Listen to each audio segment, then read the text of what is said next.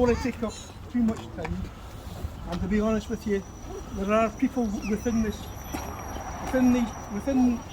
both sides here who will know a lot more than me. So I'm just going to give you a rough outline. You come closer, though. You come closer. All right. Now there's some people that I wanted to come here, like Elaine Wilcox, Granada Reports, but she's got a week off, and nobody else in her team came. You know, I've been all week trying to get them to come. I think if they'd known there was so many people, they would have come, but they didn't.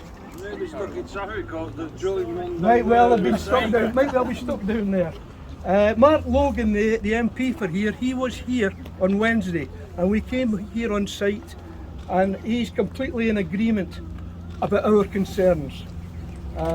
He's written to Rachel McLean, and she's the Minister for Housing and Planning. It's a bit long-winded, but it's basically saying just what I've said in a mouthful. We're disgusted with it. It's not right. Who else couldn't come? No, that's it. The ones who have come is Stuart Haslam, who's a councillor here, Jacqueline Radcliffe, here somewhere. Yeah, sorry. Mudassar, he was coming? Yeah. Mudassar, Yes. Mudassar Dean he intended coming. I know he's got something else on, so maybe he's not made it. Gordon, who's standing next to me, he's been helping. I met him in Levi Street. That was the first meeting I went to. And Gordon's going to be a councillor. Not without votes. Not without votes. Hopefully. So Thank you. you know, we're just trying to get publicity for this. I mean, I could go into all the reasons, all the technical stuff, but as I say, people know far more than me. I hope this meeting, if we get sufficient coverage, will promote other areas to have meetings as well. And what I would ask you is, if you've had the gumption to get out your armchairs today and come to this meeting, please go to other areas as well. There's people here from other areas that have come, not just residents in Reedgate Close and Harwood.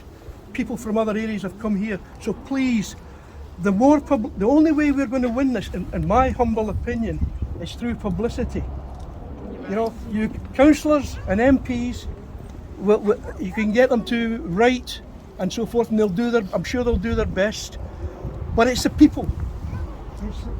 People power. We are the force. We are the real force. We elect the councillors. We elect the MPs. Yeah. And if they don't act in our interest, we don't elect them. Sorry, Stuart.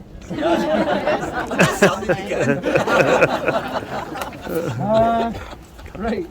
Let me see if I've got anything else to say. Okay. Thanks for coming, Stuart. I'm glad you came. I mean, there's an obvious blight, and then it's an obvious blight in our neighbourhood, you know. And there's no technical advantage that I can see to having this system in place, where there is already underground fibre cables. You know, if you were running a business, and I'm not an expert on this, but if you were running a business, you'd look for a gap in the market. Yes. There is no gap here. No. So you have to ask yourselves, well, you should ask yourselves, why is this system going up? What's the requirement for it? Yeah, but there is no gap in the market.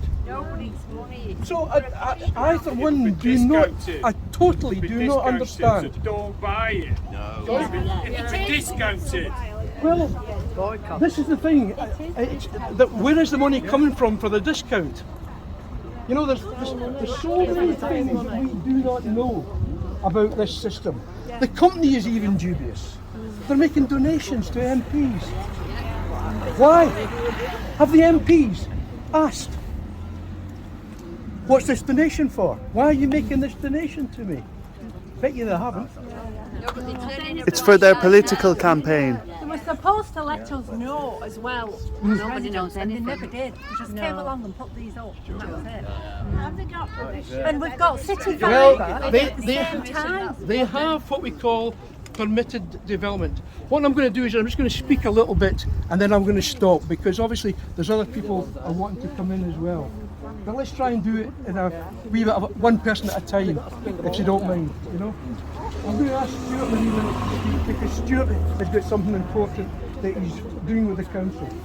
All right. I've mentioned about the technical aspect. There's also the price aspect. It's not going to be any cheaper in the long run. They'll make enticing offers. You know, £9.99 for 6 months. And then it'll be £29.99 for the rest, you know? And no advantage. Okay, so here's a question for you. If these huge metal poles, or whatever you, masts or antennas, whatever you call them, are so good at radiating broadband, that's what they do. This metal pole here will radiate broadband signals. And people who are receiving it will have a little receiver in the roof. That's the way I understand it. And these wooden poles are to convey the fibre optic cable from the data centre to the antenna. That's the system. Now you've got to ask yourselves, Virgin, Sky, and all the other providers that are about, they're underground. So why don't they, instead of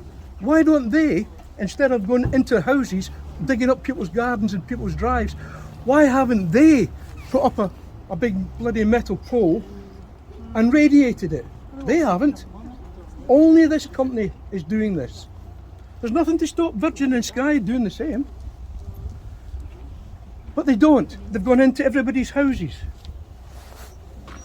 So I don't know the answer to it. I don't know why this is. The point I'm trying to make is we have fibre optic in place underground. We've had payments dug up for years. Why is this here? It just does not make sense. Another question I would ask is, where's the money coming from for all this installation? It's taxpayers. It's taxpayers' money. And if we are successful in getting these poles taken down, who's going to pay for it? Us. We'll have to pay for it again. The last bit I'll go before getting Stuart. I went on a wee bit too long. No. I just thought I'm in my stride. You know what you're talking about. All right, thank you. How does this company hope to make money? You know, to make money you have to have an offering. Their offering is nothing. I've said here, if I tried to sell you a horse and cart, you wouldn't buy it. If I tried to sell you a car at the right price, you'd buy it. You're not going to buy a horse and cart. These days have gone. Why would you buy? Why would you buy into this? So that, again, I don't understand where this company's coming from. The other thing I would say is, if you try and contact this company, as I understand it from various posts on our Facebook group, it's an empty building. They put a notice on the masts and it says within 12 months of the installation, write to this address. It's an empty building. So how much notice are they going to take of your objection? So, Stuart, I'm going to ask you to speak now, please. Thank you, Martin. And Thanks, Martin.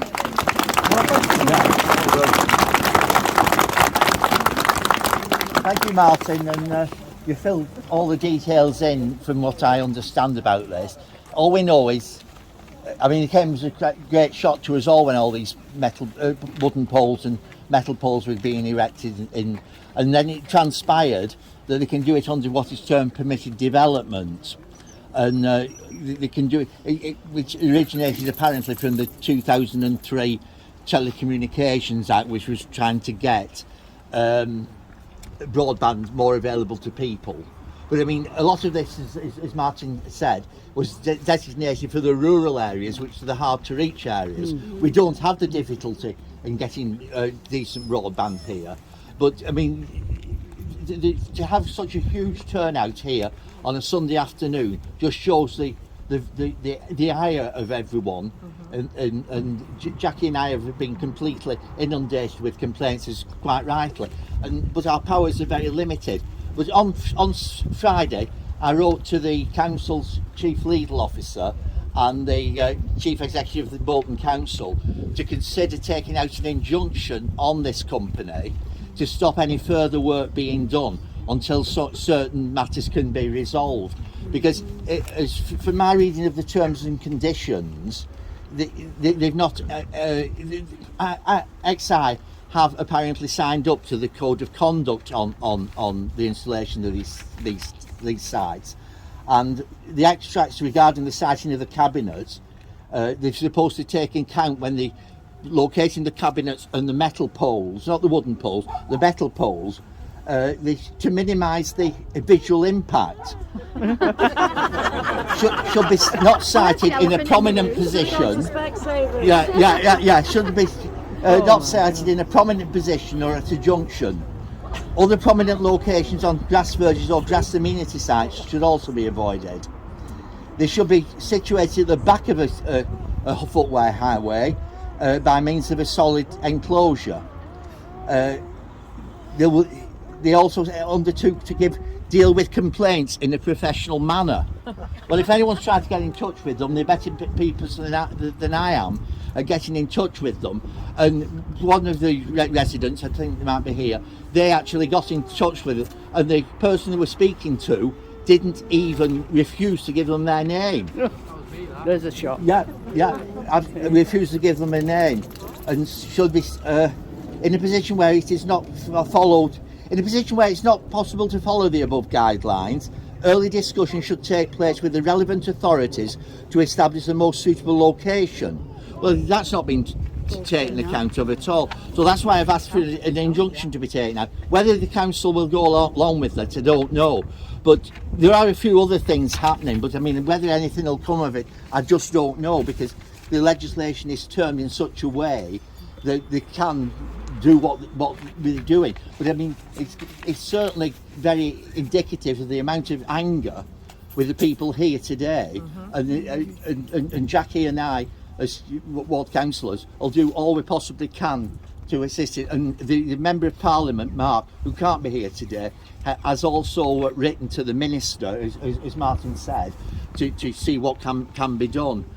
So I mean, I can't promise you anything, but we'll just carry on our best to represent your views and do what we possibly can. Thank you. Who set up the legislation? Well, it was originally done under the terms of the 2003 Communications Act, but it was amended in the 2017 Act This as is well. through Parliament? Yes, through Parliament. And who was in charge then? Tories? Well, it was Labour in 2003, the Conservatives in 2017. Right, so whoever adopted that legislation and put it out have got to be held to... Yeah. Should this not go straight back? It's something which is just like, I mean, someone should be in charge overall supervision of it. And the code of conduct, which XI have agreed to, says there should be this on sight lines, etc. To look into it. Can I just interrupt there? Should this not go straight back to Parliament where it started? Because all these towns and villages that have this foisted on them, collectively, it's all right. You know, us all turning out today, but it needs to go to Parliament. Needs it. Absolutely. If everyone gets in touch with the Bolton Council, yes, to complain, absolutely. If everyone gets in touch, because I mean, people power, which is what it's about. Can I ask a question? Yeah. Sorry, can I just get a bit closer so I can't just shout so loud? I'm from Middleton. Right. Welcome for coming. Thanks for coming. And we've got exactly the same issue, but we're not as far ahead as you guys. So on my estate, we've got the big green cabinets, and those are due, I think, next week. I'm in touch with my councillors right at the minute, and I'm trying to drum up some information. I'm trying to get them engaged and trying to work with various Yeah. people to get media coverage and everything else. We haven't got this following yet because people haven't realised exactly what they're getting. One of my questions to you is, would you contact other councils to talk to them and where there's injunctions required? Well, I mean, I don't know whether we'll get injunction. No, but you know, but I mean, that's what I'm trying to do. More than one councillor applying for injunctions together. It has gone to Greater Manchester. Yeah. Right. Councillor John Welsh from Astley Bridge took it to Greater Manchester scrutiny Right. and brought it to them. And we have heard that quite a few of the boroughs in Greater Manchester are having the same problems. Right. I think eventually they will get together and try. Because I'm thinking as a collective voice, it's bigger. Oh yeah. Well, this is why, as Jackie said, this is why John took it to Greater Manchester, and I believe most of the planning people, representatives of planning from all the 10 boroughs, are on with it. But I mean, in Rochdale and again in Bolton, I understand. In Bolton, I don't know if everyone knows that one of these wooden poles nearly fell down last week. No, I don't know that. Where was that? On Chorley Old Road. Stuart. On Chorley Old Road. There's a lady at the back who said our council has actually given permission for them to do it. So is that true? Not that I'm aware of. What? Right. Permission of the council to do this. Right. Well, that's. Who's told you? Who's told you? Who? Ofcom. Well, I don't. I mean, it's supposed to. From what I've. To this lady. I've got a letter from the ECC Board powers who give the permissions, the licences, and they told me that they can only do it if they've already got permission from the council. Well, what it says here is they require prior approval from the local planning authority, which is essentially a light touch form of application where the council cannot consider the principle of the masts because this has already been given, but can consider its siting and design. Now that is I don't know, and this is what I want to try and find out. Stuart, Yeah. can I just say I've got a planning permission application. Yeah. The inspector's note that refused planning permission for one of these monstrosities opposite 33 Longside. Right. Okay. So it quite clearly says here that the recommendation is to refuse planning. It says this dominant feature would appear as cluttered and out of scale with its surroundings, contrary with policies CG3 and Bolton's core strategy and the National Planning Policy Framework. So this is dated 2021. So something's happened since then. Yeah. You're welcome to listen. Oh, thank you. Yes, the requirement for all this infrastructure to be included in planning application was removed, and that removal was effective from, I believe, November 2022. That's the information that I've picked up, and it was a majority Conservative government from the information I had that voted in favour of removing the requirement for permission. So that's really what's given the council this significant problem, because it appears to have been taken out of their hands. So from there is really where I see the problem started. Anyhow, Talking about the Tory government, would there be anything to do with the parent company of IS Wireless as a Tory peer? I don't know anything about that. Yes, we are told that that's the case. I don't know. I don't know. I wondered when that will be utilised to cut some of them down. Pardon? Could the company Bolton at Home, which is the council, Yeah. could they not be utilised to cut some of them down? It's a good idea. Yeah. The number of people said, I'll get a chainsaw and cut Yeah. it down. That's dangerous. Yeah. If you've got a bona fide company like the Bolton at Home, they'd have the safety equipment to do it. Well, I don't think Could you tell us more about the one that nearly fell down, though? all I know it was on Chorley Old Road, Right. and it was, I have a picture of it. Apparently, there's one leaning outside someone's house. They're not safe even. Yeah. Has it been rectified? I don't know. Not really. I presume so. They're actually, while we're stood here erecting a Conservative board. It's just a coincidence. Somebody has said we should all go down there.